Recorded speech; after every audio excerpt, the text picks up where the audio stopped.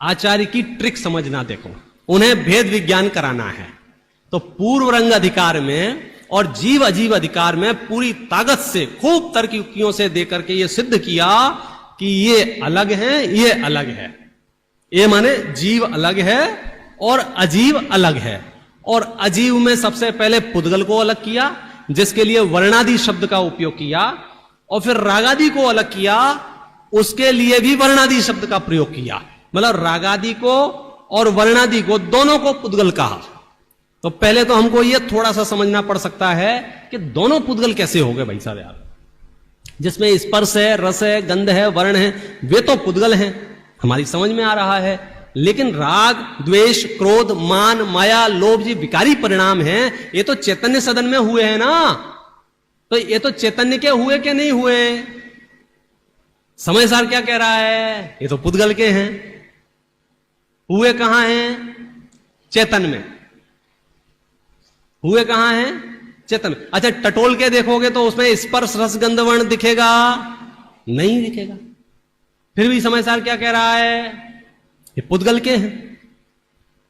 ताकत चाहिए समय सार को समझने की, ताकत मानो उपयोग की एकाग्रता। बस यही ताकत को ऐसे ऊपर करके मत हाँ हमें बहुत ताकत है, उपयोग की एकाग्रता वाली ताकत चाहिए।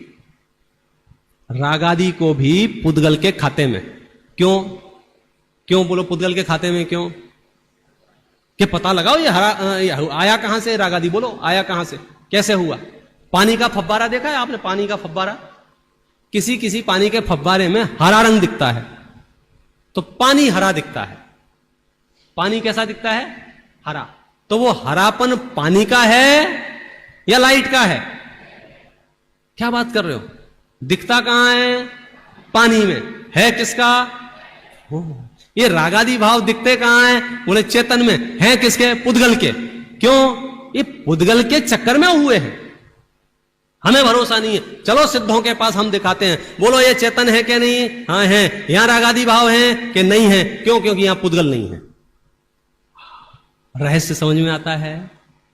ये सब परिणाम पुद्गल द्रव्य से निष्पन्न होने के कारण से पुद्गल ही हैं। पानी शीतल होता है ना, अपने आग के ऊपर रखा तो गर्म हो गया, तो पानी गर्म हुआ कि अग्नि गर्म हुई? पानी में जो गर्माहट है वो पानी की है कि अग्नि की है? पानी में जो गर्माहट है, उष्णता है, वो पानी की है कि अग्नि की है? इस चैतन्य सदन में जो विकार है वो मेरा है कि पुद्गल का है? मैंने नहीं किया कि हां तू इसका करता नहीं। और इसके पीछे का मनोवैज्ञानिक रहस्य समझो। जिस जिस चीज के आप करता नहीं है, उस चीज से आप स्नेह भी नहीं रखेंगे, उस चीज से आप अपनापन भी नहीं रखेंगे, उस चीज से अपनापन भी टूट जाएगा। और आचार्य को अपनापन ही तोड़वाना है। लोक में भी यही न्याय है, मालूम है? लोक में भी आपको किस किस से अपनापन है इस धरती पर मालूम है? किस किस से अपनापन है? सबका अपना अपनी अपनी लिस्ट अपने पास रखना, प्रकट मत करना, चार से दंगे यही हो जाए। हाँ, बताना मत, ज्ञान में ही सोचो किस किस से अपनापन है। तो क्या जवाब आएगा पता है? जहां जहां हमें भ्रम है कि हमारी चलती है, हमारा कर्तापना है, वहां वहां अपनापना है। अपनेपन का न्याय बता रहे हैं। कहां कहां बोलो ये मोबाइल किसका है? बोले मुझे लगता है मेरा है। क्यों लगता है मुझे मेरा? पता है मैं जैसे विकल्प करता हूं वैसा परिणमन इसमें कदाचित होता है, तो मुझे भ्रम होता है मैं इसका करता हूं, तो मेरा इससे कर्ता कर्म संबंध बना लिया है मैंने, इसलिए मुझे अपनापन स्थापित किया है। ये बेटा मेरा है, तो बेटे में अपनापन क्यों है? क्योंकि वहां कर्तापना काम करता है। हमारा मन करता है मैं इसका करता हूं। वो तो जब लातें खानी पड़ती हैं बुढ़ापे में, तब भेद विज्ञान प्रकट होता है। अरे यार ये मेरा।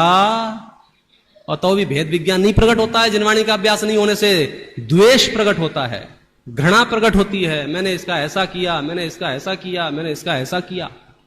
ओ गजब हो गया। मुद्दा क्या था? ये मेरा नहीं है। वर्णादि रागादि मेरे नहीं है। इसका परिपूर्णता कहां जाके हो रही है? कि आप इनके कर्ता नहीं हैं। आप देख लो, आप में से कितने ही लोग कई जगह पहले खूब जाते थे, अब जाना बंद कर दिया। हमने पूछा आपसे, क्यों साहब अब क्यों नहीं जाते? अरे भाई साहब क्या करें जाके, वहां अपनी चलती तो है नहीं। पॉइंट समझना। तो जहां हमारी चलती नहीं, माने कर्ता नहीं बन पाते हैं, तो वहां से हमारा मोह भंग होता है कि नहीं होता है? तो कर्ता कर्म अधिकार में आचार्य देव रागादि वर्णादि से आपका मोह भंग कराना चाहते हैं। ये लोक का मोह भंग नहीं, राग भंग हो, द्वेष पैदा हो जाए, वीतराग, ये मेरा नहीं, ये मेरा नहीं, ये मेरा नहीं।